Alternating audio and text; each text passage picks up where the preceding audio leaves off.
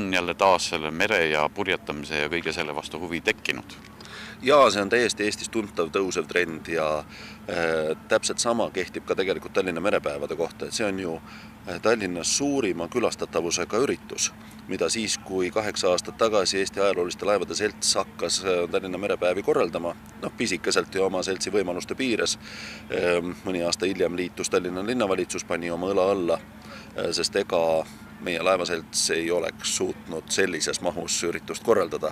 Aga nende aastatega on Eestis merenduslike juurte otsimine ja teadvustamine täiesti tuntavalt tõusnud ja oluliseks muutunud rahva hulgas.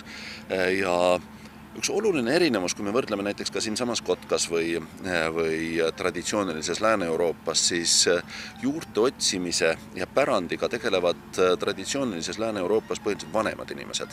Mis mulle Eestis eriti meeldib, et väga palju noori, ma pean silmas suisa lapsi, teismelisi, kes on huvitatud ajaloolistest laevadest, merendusest ja see on tõusnud viimaste aastatega täiesti plahvatuslikult.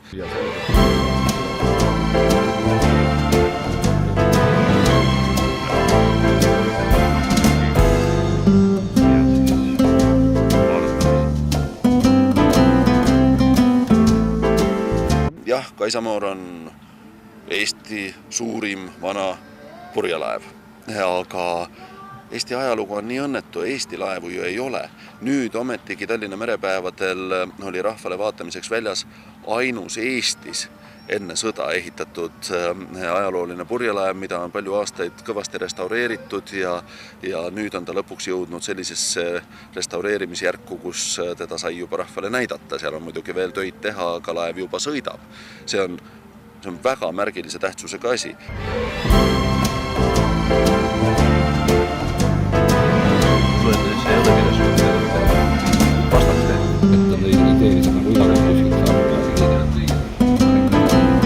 Me üritame töötada selle nimel, et Tallinnasse tuleks selline kuulsusrikas üritus, mille nimi on Tall Ship Race.